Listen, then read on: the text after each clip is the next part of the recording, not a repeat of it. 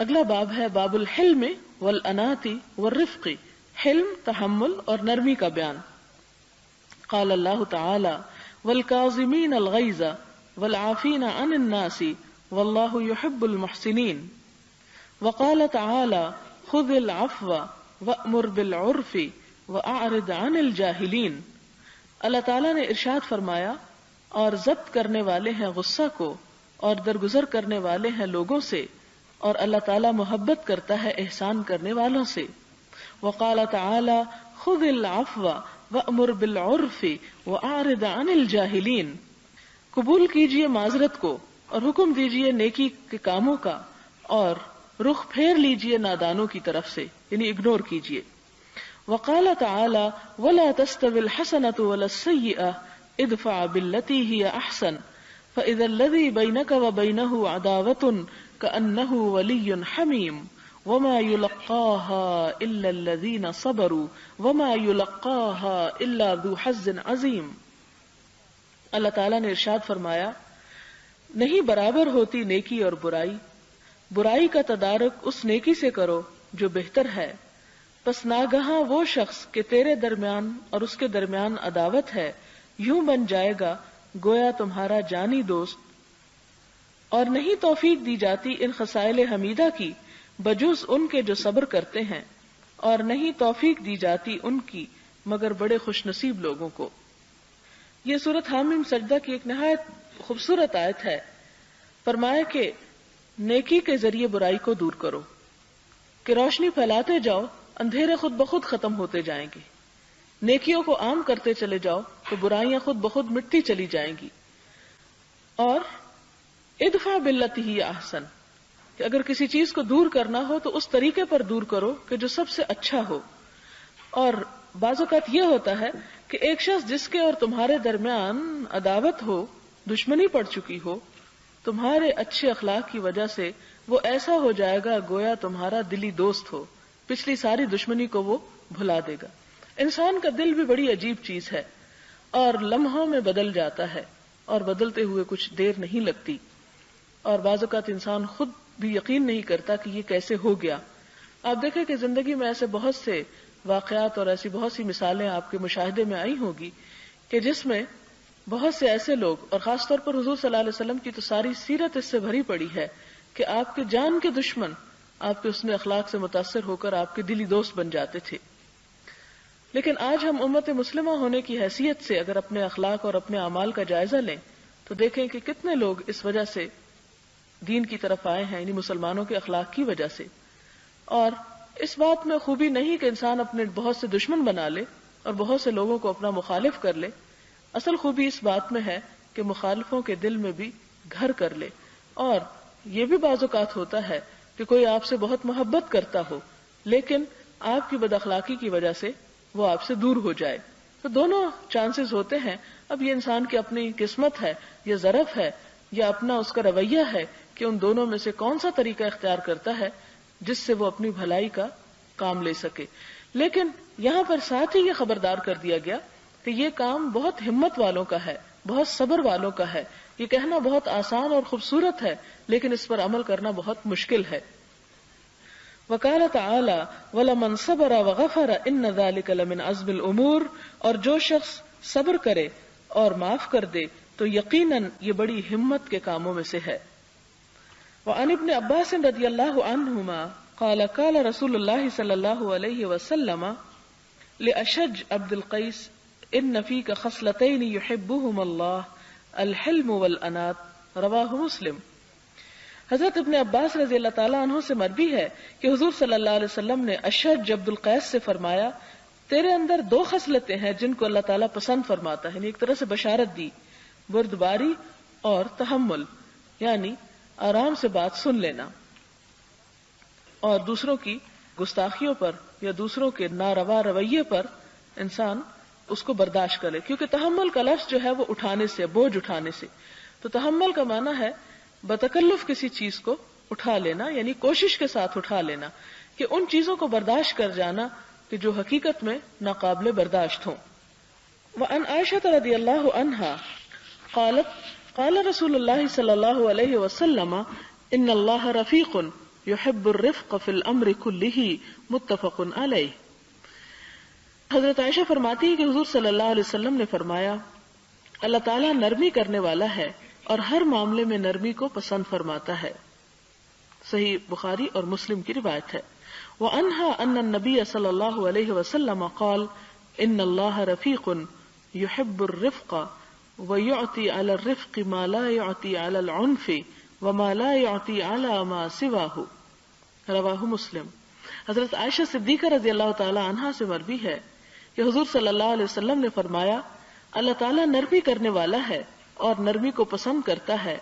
اللہ تعالیٰ نرمی پر وہ اجر عطا کرتا ہے جو سختی پر نہیں فرماتا بلکہ اس کے سوا کسی چیز پر بھی عطا نہیں فرماتا۔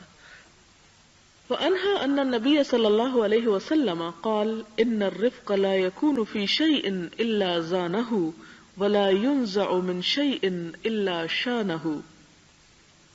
حضرت عائشہ صدیقہ رضی اللہ تعالی عنہا سے مروی ہے کہ حضور صلی اللہ علیہ وسلم نے فرمایا بے شک نرمی کی خصلت جس چیز کے اندر بھی ہو اس کو خوبصورت بنا دیتی ہے، اور نرمی کو جس چیز سے نکال لیا جائے وہ چیز معیوب ہو جاتی ہے۔ اسے مسلم نے روایت کیا ہے۔ وعن ابی ہریرہ رضی اللہ عنہ قال بال اعرابی فی المسجد فقام الناس الیہ لیقعوا فیہ فقال النبی صلی اللہ علیہ وسلم دعوه وأريقوا على بوله سجلا من الماء أو ذنوبا من ماء فإنما بعثتم ميسرين ولم تبعثوا معسرين، رواہ البخاری۔ حضرت ابو ہریرہ رضی اللہ تعالی عنہ سے مروی ہے فرمایا ایک اعرابی نے مسجد میں پیشاب کر دیا، لوگ کھڑے ہو گئے تاکہ اس سے باس پرس کریں یا اس پہ حملہ آور ہوں۔ وقع کا مطلب ہوتا ہے گر پڑنا یا پڑ جانا، کہ اس کے پیچھے پڑ جائیں، یعنی لوگ کھڑے ہو گئے، اٹھ کے کھڑے ہو گئے۔ تو حضور صلی اللہ علیہ وسلم نے فرمایا اسے چھوڑ دو، یعنی جو کر رہا ہے کرنے دو، اور پیشاب پر بعد میں پانی کا ڈول بہا دو، کیونکہ تم لوگ آسانی پیدا کرنے کے لیے بھیجے گئے ہو، تنگی پیدا کرنے کے لیے نہیں۔ آپ صلی اللہ علیہ وسلم کے اس طرز عمل میں بہت بڑی حکمت کار فرما ہے۔ سب سے پہلی بات تو یہ کہ اعرابی جو تھا وہ ایک لا علم شخص تھا، دیہات کا رہنے والا تھا، اور دیہاتوں میں عموماً لوگوں کو بہت زیادہ تہذیب اور تمیز کا پتہ نہیں ہوتا، اور خاص طور پر ان معاملات میں ان کے ہاں کسی قسم کا ڈسپلن نہیں۔ لہذا وہ آیا اور اس نے حسب معمول یہ نہیں دیکھا کہ لوگ سامنے بیٹھے ہیں یا یہ مسجد ہے یا مسجد کا کوئی احترام ہے، کیونکہ آپ دیکھیں کہ ہم تو پیدا ہوتے ہیں مسجدوں کا تصور ہمارے سامنے ہوتا ہے، اذانیں سنتے ہیں، بچپن میں ہی ہمارے دل میں ڈال دیا جاتا ہے کہ مسجد ایک بڑی مقدس اور پاک جگہ ہے۔ لیکن وہ لوگ جنہوں نے مسجد دیکھی ہی ساری زندگی میں پہلی دفعہ اور سنی ہی پہلی دفعہ، انہیں کیا خبر کہ یہ کیا چیز ہے۔ لہذا عربی بھی جو کسی جنگل دیہات سے آیا، اس نے پہلی دفعہ دیکھا کہ اس جگہ کا نام مسجد ہے، اور اس نے اس کو ایک معمولی چیز سمجھا اور اپنی ضرورت کے وقت وہاں ضرورت پوری کرنا شروع کر دی۔ تو اس پر لوگ جو تھے وہ بہت خفا ہوئے اور اٹھ کر اسے مارنے کو دوڑے۔ تو آپ صلی اللہ علیہ وسلم نے لوگوں کو روک لیا، حالانکہ آپ دیکھیں کہ غلط کام کون کر رہا تھا، وہ شخص کر رہا تھا، اور یہ کیا کرنے والے تھے؟ نہی عن المنکر کرنے والے تھے، برائی سے روکنے والے تھے۔ لیکن آپ نے کیا فرمایا کہ تم ابھی مت روکو اس کو۔ گویا یہ نہیں کہ جہاں جس وقت کوئی برائی نظر آئے وہیں انسان کھڑا ہو کر واز شروع کر دے، یا ہر موقع بے موقع انسان نصیحت کی پٹاری کھول دے، یا جس وقت لوگ سننے کے موڈ میں ہوں یا نہ ہوں زبردستی ان کو سنوانا شروع کر دے۔ تو ایسی صورت میں یہ سب کچھ دین سے بھگانے کا ذریعہ بنتا ہے، اور ہمارے ہاں عموماً جو لوگ دین سے بھاگ گئے ہیں وہ اسی وجہ سے، اسی غیر حکیمانہ فعل کی وجہ سے۔ آپ صلی اللہ علیہ وسلم اس کو کہتے ہیں کہ چھوڑ دو، حالانکہ وہ غلط کر رہا تھا، یہ صحیح کر رہے تھے کہ غلط کام کرنے والے کو روکنے جا رہے تھے، لیکن اس موقع کی مناسبت سے اور اس وقت کے لحاظ سے یہ موقع نہیں تھا کہ وہ ایسا کرتے۔ لہذا اس کا نتیجہ کیا ہوا کہ آپ نے اس شخص کو اس وقت نہیں روکا۔ دوسری وجہ یہ تھی کہ اگر وہ اس حال میں اس کے پیچھے پڑ ہی جاتے، اور ہو سکتا ہے کہ وہ اٹھ کر پریشان ہو کر بھاگ پڑتا، کیونکہ ایک کام کے کرنے میں اگر 10 لوگ آپ کو روکنا شروع کر دیں تو اس کا نتیجہ کیا ہوگا کہ آپ کو یہ سمجھ ہی نہیں آئے گی کہ مجھے کیا کہا جا رہا ہے۔ مثلاً آپ اگر 10 لوگوں سے ایک بات پوچھیں اور 10 کے 10 آپ کو جواب دینے لگے تو آپ کو کچھ سمجھ نہیں آئے گی کہ یہ کیا کہہ رہے ہیں. ہو سکتا ہے کہ 10 کے 10 کی جواب اور باتیں بہت اچھی ہوں، لیکن وہ انداز اور وہ سٹائل جو اس چیز کو بالکل الٹ کر دے گا. اب آپ دیکھیں کہ اگر وہ اس کے پیچھے پڑ جاتے تو نتیجہ یہ ہوتا کہ وہ شخص گھبرا جاتا. دوسری بات یہ کہ اگر وہ اس حالت میں اپنے آپ کو کنٹرول نہ کر سکتا تو مسجد اور گندی ہو جاتی زیادہ. تیسری بات یہ کہ ان کو دیکھ کر وہ جواباً ان پہ بھی حملہ آور ہو سکتا تھا اور اچانک وہ ایک قسم کی لڑائی اور فساد کی کیفیت شروع ہو جاتی. اور پھر یہ کہ آپ دیکھیں کہ ایسی ضروریات کے پورا کرتے وقت اگر کسی کو خوف زدہ کر دیا جائے، جیسے آپ دیکھیں کئی جاہل مائیں اگر بچہ پیشاب کر دے تو مارنے بیٹھ جاتی ہیں ان کو، اور اس سے آپ دیکھیں کہ بچوں کے اندر ایک خاص قسم کا خوف پیدا ہو جاتا ہے، ہکلانے لگ جاتے ہیں یا کوئی اور اسی قسم کی کہ وہ ایک یعنی کیونکہ انسان کھانا کھاتے وقت یا اور ضرورت پوری کرتے وقت اگر خوف کا شکار ہو تو وہ اس کی نفسیات پر بہت گہرا اثر اس کا پڑتا ہے اور انسان کئی قسم کی بیماریوں کا شکار ہو سکتا ہے. تو اس لیے بھی آپ صلی اللہ علیہ وسلم نے اس کو نہیں روکا کہ وہ اس کی جسمانی صحت کے لیے بھی نقصان دہ تھا. پھر اسی طرح آپ صلی اللہ علیہ وسلم نے بعد میں یہ فرمایا کہ کیا کرو، نہیں انل منکر ہی کرنا نا، برائی سے روکنا، اصل غرض تو یہ ہے. اس کا دوسرا طریقہ بھی ہو سکتا ہے کہ وہ جو کر رہا ہے اسے کرنے دو اور تم اس کو جا کے صاف کر دو. اس سے جب وہ دیکھے گا کہ میں نے کیا کیا اور یہ کیا کر رہے ہیں تو تمہارے عمل سے جو کچھ وہ سیکھے گا اس وقت مار کھانے سے نہیں سیکھ سکتا. پھر اسی طرح آپ صلی اللہ علیہ وسلم نے مزید فرمایا کہ تم لوگ آسانی پیدا کرنے کے لیے بھیجے گئے ہو، مشکل پیدا کرنے کے لیے نہیں. یعنی لوگوں کو اگر تبلیغ کرنا ہی ہے یا لوگوں کو اگر نیکی کی ہدایت کرنی ہے تو اس کام میں بھی حکمت نہایت ضروری ہے. اور حکمت جو ہے یہ اللہ تعالیٰ کا خاص انعام ہوتی ہے. وَمَن يُؤْتَ الْحِكْمَةَ فَقَدْ أُوتِيَ خَيْرًا كَثِيرًا، جس کو حکمت دی گئی اسے خیر کثیر دے دی گئی. پھر اس کے بعد اگلی حدیث ہے وَعَنْ أَنَسٍ رضی اللہ عنہ عن النبی صلی اللہ علیہ وسلم قال یسروا ولا تعسروا وبشروا ولا تنفروا، متفق علیہ. حضرت انس سے روایت ہے کہ حضور صلی اللہ علیہ وسلم نے فرمایا آسانی پیدا کرو اور تنگی پیدا نہ کرو، اور لوگوں کو خوش رکھو اور انہیں متنفر نہ کرو. یعنی عذاب کی باتیں بھی سنانا چاہیے لیکن آسانی کی باتیں زیادہ ہونی چاہیے. مگر ہمارے ہاں آج کل تبلیغ میں ایک ٹرینڈ بن چکا ہے کہ لوگوں کو زیادہ سے زیادہ خوف زدہ کرو، اللہ تعالیٰ کے عذاب کی باتیں زیادہ کرو تاکہ لوگ سیدھے رستے پر آ جائیں. لیکن بات یہ ہے کہ اللہ تعالیٰ انسان کی نفسیات کو سب سے زیادہ سمجھتا ہے اور اللہ کے رسول صلی اللہ علیہ وسلم دنیا کے سب سے بڑے نفسیات دان ہیں. نفسیات کا مطلب یہ کہ انسان کے نفس اور انسان کے اندرونی کیفیات کے بدلنے اور تغیرات کا نام. تو آپ نے جو طریقے ہمیں بتائے وہ کسی بھی اور طریقے سے جو ہماری عقل بتا رہی ہے زیادہ بہترین ہے، لہذا آپ نے فرمایا کہ آسانی پیدا کرو. وعن جرير بن عبد الله رضي الله عنه قال سمعت رسول الله صلى الله عليه وسلم يقول من يحرم الرفق يحرم الخير كله، رواه مسلم. جو شخص نرمی سے محروم ہے وہ ہر بھلائی سے محروم ہے. وعن ابي هريرة رضي الله عنه ان رجلا قال للنبي صلى الله عليه وسلم اوصني قال لا تغضب فردد مرارا قال لا تغضب، رواه البخاري. حضرت ابو ہریرہ سے روایت ہے ایک شخص نے حضور صلی اللہ علیہ وسلم کی خدمت میں عرض کیا مجھے نصیحت فرمائیے. آپ نے فرمایا غصہ نہ کیا کر. اس شخص نے کئی بار سوال کیا، آپ نے ہر بار یہی فرمایا غصہ نہ کر، کیونکہ غصہ کرنے سے انسان کے باقی نیک اعمال جو ہے وہ بھی برباد ہو جاتے ہیں. وعن ابي يعلى شداد بن اوس رضي الله عنه عن رسول الله صلى الله عليه وسلم قال ان الله كتب الاحسان على كل شيء فإذا قتلتم فأحسنوا القتلة وإذا ذبحتم فأحسنوا الذبحة وليحد أحدكم شفرته وليرح ذبيحته، رواه مسلم. حضرت ابو یعلا شداد ابن اوس رضی اللہ عنہ حضور صلی اللہ علیہ وسلم سے روایت کرتے ہیں کہ آپ نے فرمایا اللہ تعالیٰ نے مروت کو ہر چیز کے لیے ضروری قرار دیا ہے. جب تم قتل کرو یعنی قتل حق تو اچھے طریقے سے قتل کرو، اور جب ذبح کرو تو اچھے طریقے سے ذبح کرو. چاہیے کہ ذبح کرنے والا اپنی چھری کی دھار تیز کرے اور ذبح ہونے والے جانور کو آرام کرائے. یعنی تیزی سے کٹ جائے گا اور اس کی شاہ رگ کٹ گئی تو اس کا احساس ختم ہو جائے گا اور تکلیف بہت کم ہوگی. اس لیے کہ آپ دیکھیں کہ تکلیف اصل میں سکن پر ہی ہوتی ہے.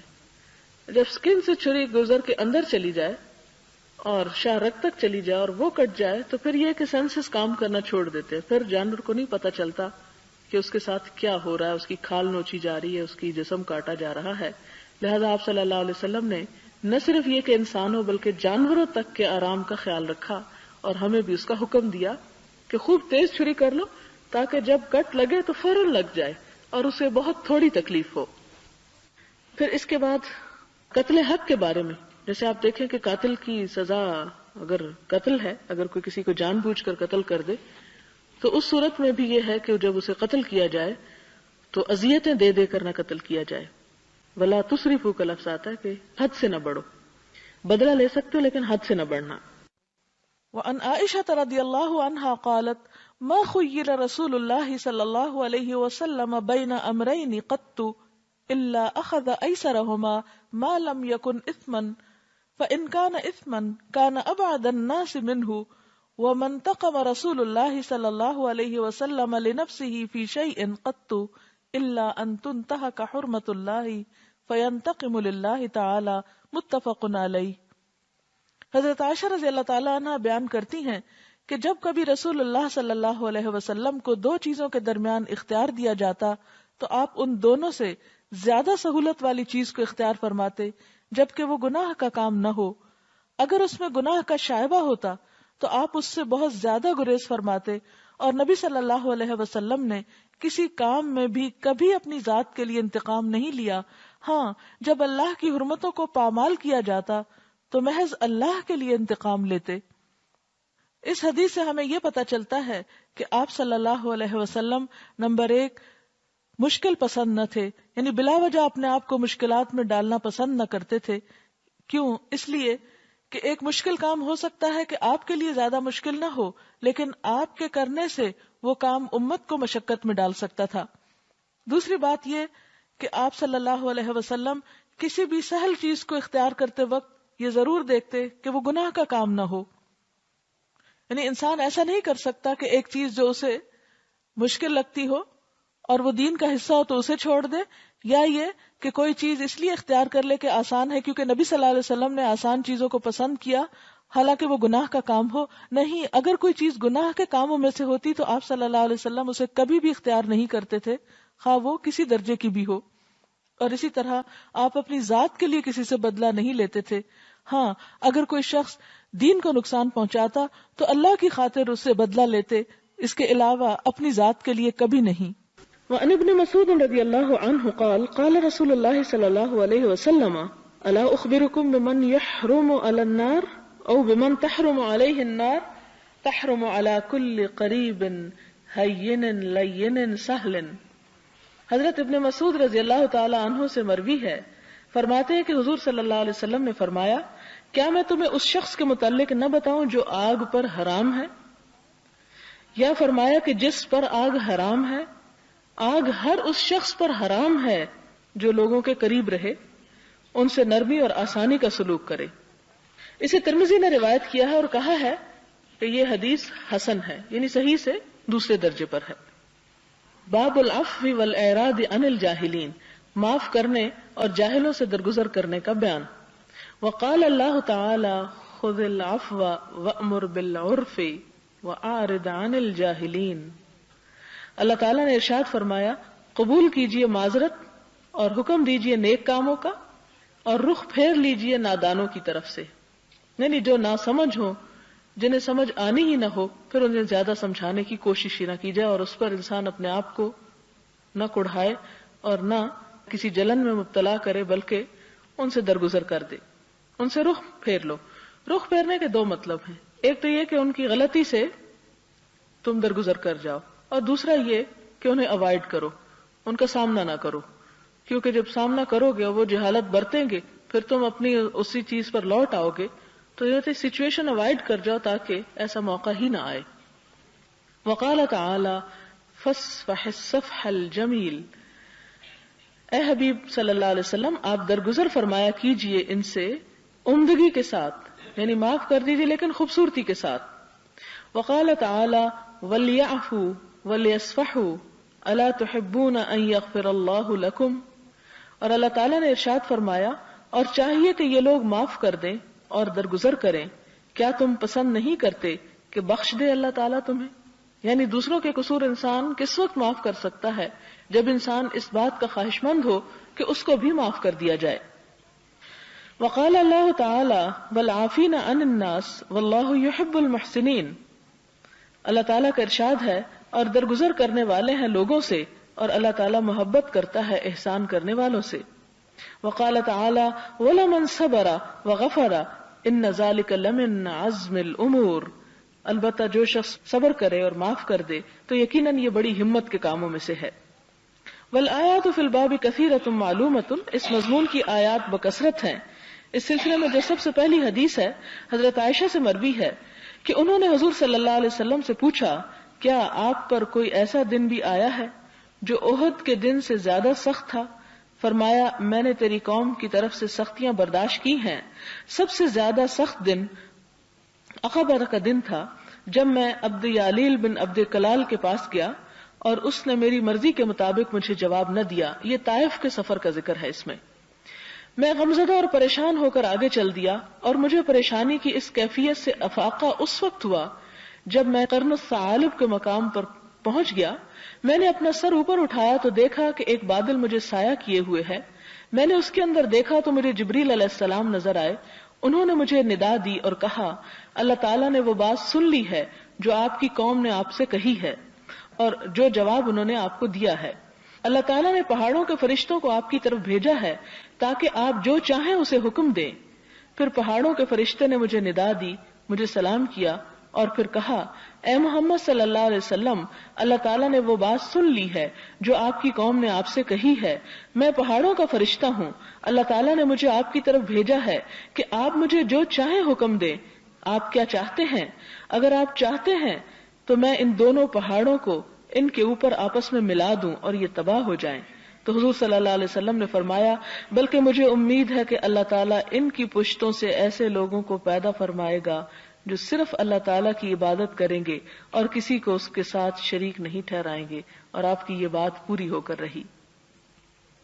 حضرت عائشہ رضی اللہ تعالیٰ عنہا سے مروی ہے فرمایا رسول اللہ صلی اللہ علیہ وسلم نے کبھی کسی چیز کو اپنے ہاتھ سے نہیں مارا، نہ کسی عورت کو اور نہ کسی خادم کو، مگر آپ اللہ تعالیٰ کی راہ میں جہاد کرتے تھے اور آپ کو جب کبھی کسی سے کوئی تکلیف پہنچی آپ نے تکلیف دینے والے سے انتقام نہیں لیا، لیکن اگر اللہ تعالیٰ کی حدود کو پامال کیا جاتا تو آپ اللہ تعالیٰ کے لیے انتقام لے لیتے تھے.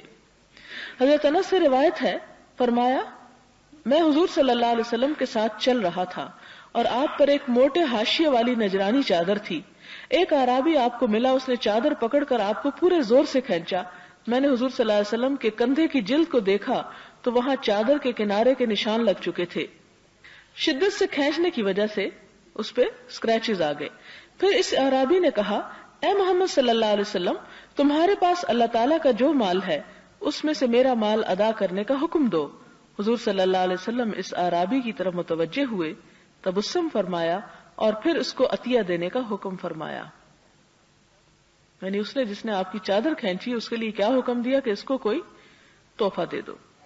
حضرت ابن مسعود رضی اللہ تعالی عنہ سے مروی ہے فرمایا گویا میں دیکھ رہا ہوں کہ حضور صلی اللہ علیہ وسلم انبیاء علیہم السلام میں سے ایک نبی کا واقعہ سنا رہے ہیں جن کو ان کی قوم نے مار مار کر لہو لہان کر دیا تھا. وہ خون پونچھ رہے تھے اور کہہ رہے تھے اے اللہ میری قوم کو معاف کر دے کیونکہ وہ نادان ہے. حضرت ابو ہریرہ رضی اللہ تعالیٰ عنہ سے مروی ہے کہ آپ صلی اللہ علیہ وسلم نے فرمایا بہادر اور طاقتور وہ نہیں جو دوسروں کو پچھاڑ دے، بلکہ بہادر تو وہ ہے جو غصے کے وقت اپنے آپ پر قابو رکھ لے. باب احتمال الاذى، تکلیف برداشت کرنے کا بیان. کیونکہ یہ سارے کسی کو معاف کر دینا، غصہ پی جانا بڑے صبر کے کام ہیں، تب یہ کہ ایک طرح سے تکلیف برداشت کرنے کی بات ہے تو اس کا کیا اجر ہے. پھر وہی آیات ہیں دونوں جس کا پیچھے ذکر ہو چکا، والکاظمین الغیظ والعافین عن الناس واللہ یحب المحسنین، اور دوسری ہے ولمن صبر وغفر ان ذلک لمن عزم الامور. اس باب میں بھی احادیث ہیں جو پیچھے باب میں بھی موجود ہیں. یعنی پچھلے باب میں جو احادیث ہیں وہ اس باب سے بھی متعلق ہو سکتی ہیں. وعن ابی ہریرہ رضی اللہ عنہ ان رجلا قال یا رسول اللہ ان لی قرابۃ اصلهم ویقطعونی واحسن الیہم ویسیئون الی واحلم عنهم ویجہلون علی فقال لئن كنت كما قلت فكأنما تصفهم الملة ولا يزال معك من الله تعالى ظہیر علیہم ما دمت علی ذالک. حضرت ابو ہریرہ رضی اللہ تعالی عنہ سے مروی ہے کہ ایک آدمی نے حضور صلی اللہ علیہ وسلم کی خدمت میں عرض کیا یا رسول اللہ صلی اللہ علیہ وسلم میرے رشتہ دار ہیں، میں ان سے صلہ رحمی کرتا ہوں اور وہ مجھ سے قطع تعلق کرتے ہیں، میں ان کے ساتھ اچھا سلوک کرتا ہوں تو وہ میرے ساتھ برا سلوک کرتے ہیں، میں ان کے ساتھ بردباری سے پیش آتا ہوں تو وہ میرے ساتھ جاہلانہ رویہ اختیار کرتے ہیں. حضور صلی اللہ علیہ وسلم نے فرمایا اگر یہی بات ہے جو تم کہہ رہے ہو تو پھر تم ان کے منہ میں گرم راکھ ڈال رہے ہو، اور جب تک تمہارا یہی رویہ رہا اللہ تعالیٰ کی طرف سے ایک مددگار ان کے خلاف تمہارے ساتھ رہے گا، یعنی ان کی زیادتیوں پر تمہاری مدد اللہ تعالیٰ ایک فرشتے کے ذریعے کرائے گا. وآخر دعوانا ان الحمدللہ رب العالمین. میں صبح شام کی دعاؤں کو پڑھوں گی اور اس کے بعد آپ لوگ اپنی اپنی ذاتی دعائیں مانگیں گے، یعنی بغیر بات کیے پھر آپ اپنا جاری رکھیں.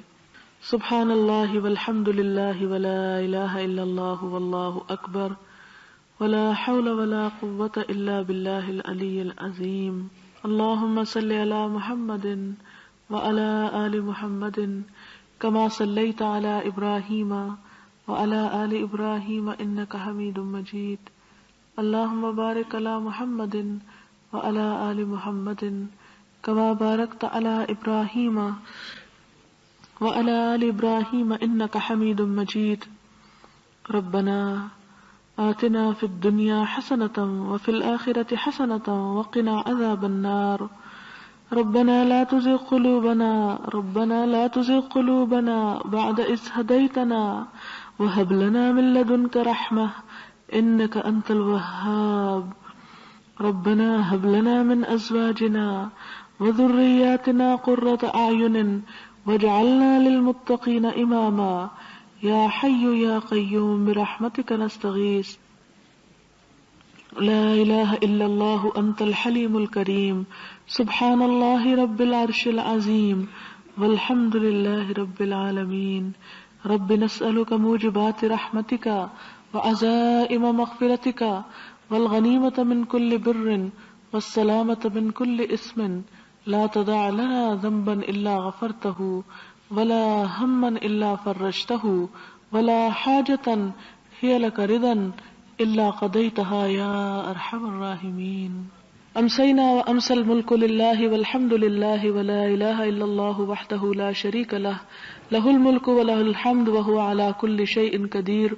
رب أسألك خير ما في هذه الليلة وخير ما بعدها وأعوذ بك من شر ما في هذه الليلة وشر ما بعدها. رب أعوذ بك من الكسل وسوء الكبر وعذاب في النار وعذاب في القبر. قل هو الله أحد الله الصمد لم يلد ولم يولد ولم يكن له كفوا أحد. قل هو الله أحد الله الصمد لم يلد ولم يولد ولم يكن له كفوا أحد. قل هو الله أحد الله الصمد لم يلد ولم يولد ولم يكن له كفوا أحد. قل أعوذ برب الفلق من شر ما خلق ومن شر غاسق إذا وقب ومن شر النفاثات في العقد ومن شر حاسد إذا حسد. قل أعوذ برب الفلق من شر ما خلق ومن شر غاسق إذا وقب ومن شر النفاثات في العقد ومن شر حاسد إذا حسد. قل أعوذ برب الفلق من شر ما خلق ومن شر غاسق إذا وقب ومن شر النفاثات في العقد ومن شر حاسد إذا حسد. قل أعوذ برب الناس ملك الناس إله الناس من شر الوسواس الخناس الذي يوسوس في صدور الناس من الجنة والناس. قل أعوذ برب الناس ملك الناس إله الناس من شر الوسواس الخناس الذي يوسوس في صدور الناس من الجنة والناس قل اعوذ برب الناس ملك الناس اله الناس من شر الوسواس الخناس الذي يوسوس في صدور الناس من الجنة والناس بسم الله الذي لا يضر مع اسمه شيء في الأرض ولا في السماء وهو السميع العليم بسم الله الذي لا يضر مع اسمه شيء في الأرض ولا في السماء وهو السميع العليم بسم الله الذي لا يضر مع اسمه شيء في الأرض ولا في السماء وهو السميع العليم سبحانك اللهم وبحمدك نشهد أن لا إله إلا أنت نستغفرك ونتوب إليك والسلام عليكم ورحمة الله وبركاته.